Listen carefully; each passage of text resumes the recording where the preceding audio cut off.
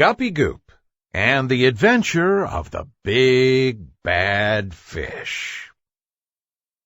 Once upon a pond, in a sea not far from here, just under the water off the coral reef, lived a small guppy named Guppy Goop. The coral reef could be a dangerous place. That's why each and every guppy played at the center of the reef. It was an old sandy sea bass bed that was made into Sea Bass Park. Guppy Goop and his friends loved to play fishball in the park. Fishball was kind of like kickball. They used a pearl from an oyster for the ball. Guppy Goop and his guppy pals were only worried about one thing: the big bad fish that lived over the fence behind the park.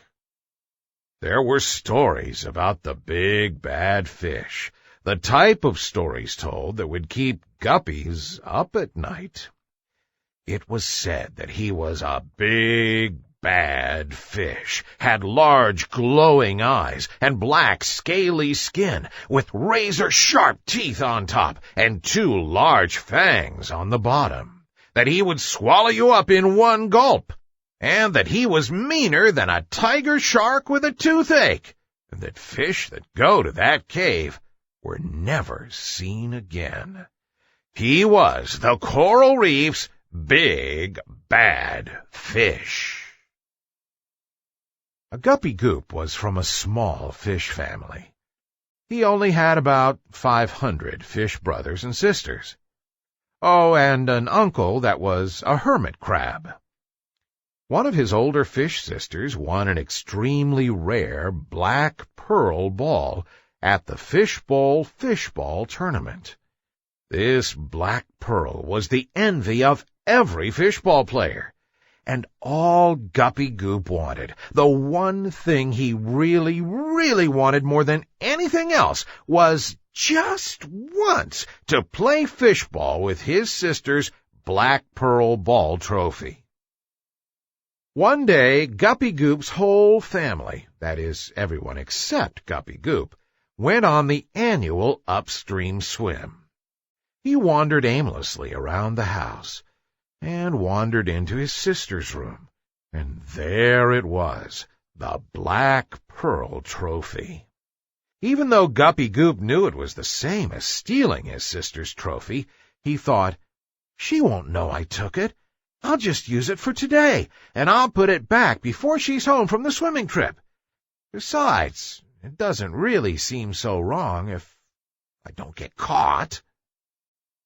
When Guppy Goop got to Sea Bass Park, all the other guppies gathered round and asked, "Are you really going to let all of us play with that black pearl trophy ball, Guppy Goop?"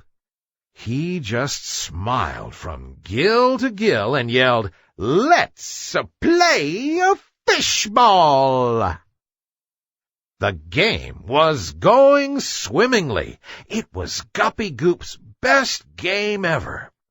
His team had a fish on each shell, and now Guppy Goop was at home shell with a chance to win the game. The black pearl was pitched. He could see his fish-eye reflection. He swung his fishtail with all his might and hit the black pearl. It went up and up and up. It was going right into the big bad fish's backyard. Every guppy who was watching gasped big fish bubbles. "Oh, no, it's gone forever now," said Blue, the sheephead guppy. "You're in big trouble now," said Sam, the seahorse. Flounder Guppy cried out, "Oh, by flat flounder bottom, now your sister's going to stuff you in a tuna can." "What am I going to do?" said Guppy Goop. Guppy Goop knew if he went over the fence to get the black pearl back, he'd be a goner for sure. Remember the stories: the big bad fish, large glowing eyes, black scaly skin, razor-sharp teeth, and 2 large fangs. You know, the big bad fish. "Maybe if I just go ask him for it, he will give it to me," Guppy Goop said.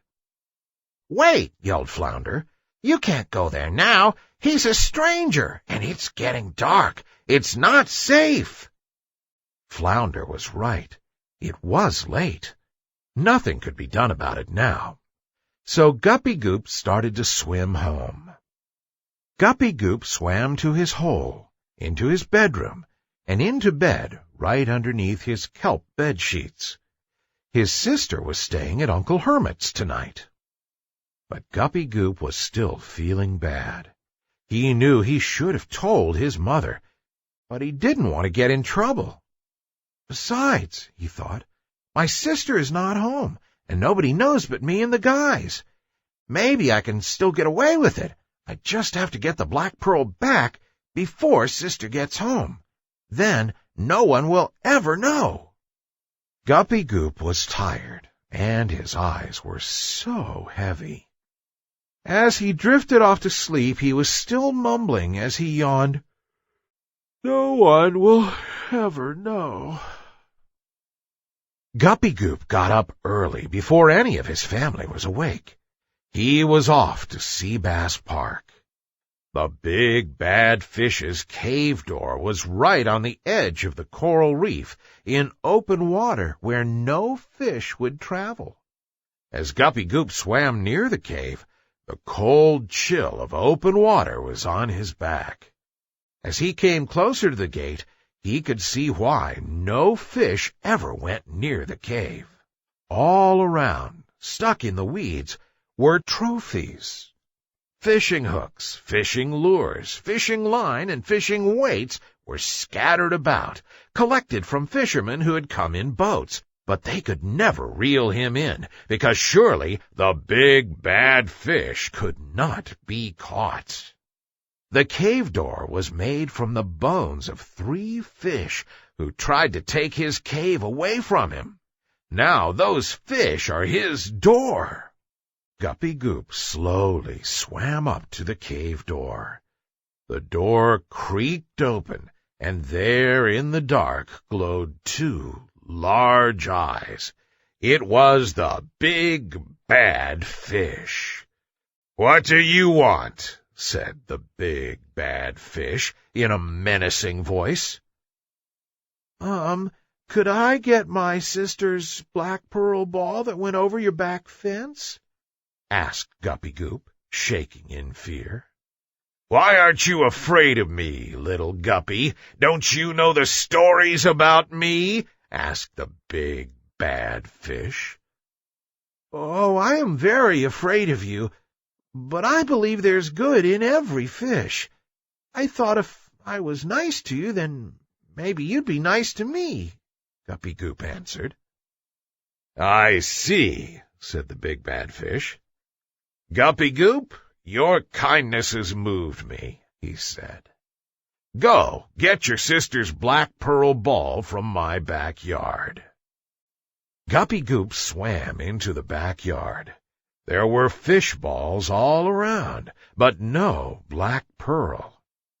But as he got closer to the fence, back behind the seaweed, he found a pile of dead fish bones, and next to the pile was his sister's black pearl ball. "I found it!" yelled Guppy Goop. "Now I won't be in trouble. I just have to get home before everyone wakes up." "Wakes up?" said the big bad fish, as he moved closer to Guppy Goop. "Your parents don't know you're here?" "Nope. If my parents knew I stole my sister's ball and then lost it, I would get in so much trouble," Guppy Goop said. "Well, thank you, Guppy Goop," said the big bad fish. "Thank me? Why?" asked Guppy Goop. "Is it because I showed you kindness, and now every fish will know you're not meaner than a tiger shark with a toothache?" Guppy Goop said with a big guppy grin. "Oh, no, my juicy little Guppy," said the big bad fish, with his large glowing eyes, black scaly skin, razor-sharp teeth, and large fangs. "I wanted to thank you for breakfast." And in one large gulp, the big bad fish swallowed Guppy Goop. Why? because big fish always eat little fish. Guppy Goop, wake up. Wake up, Guppy Goop. Are you going to sleep all day? Asked Mother. Guppy Goop slowly opened his eyes. Was I dreaming? Then, I'm alive! I'm alive! He yelled. The big bad fish didn't eat me. I must have been dreaming. He sat up in bed, and he knew right then that no matter what kind of trouble it would get him into, he had to tell the truth, because it was surely better to tell the truth and pay the price than to die in a lie. Mom, Dad, I need to talk to you. Guppy Goop went on to tell them what he had done, and how he lost the ball. We're disappointed in you, Guppy Goop, they said, but we're happy that you have now told the truth, and that you understand that it was wrong to steal. Just then the cave door swung open. There at the door was Uncle Hermit the Crab. I was on my way over when I ran into an old friend of mine who lives behind Seabass Park. Gus owns the Big Bad Fish Novelty Shop, he said. Gus said you guppies left something in his yard, but when he swam out to give it to you, you were all gone. But I don't understand, Guppy Goop said. What about all the fish hooks and the fish bones? What about the big bad fish with glowing eyes and black scaly skin, razor-sharp teeth and fangs? What about the stories? Asked Guppy Goop. Uncle Hermit looked over at Guppy Goop and said, Oh, Guppy Goop, we can't judge a fish by his scales. It's what's inside that counts. You juicy little guppy. Ha ha ha!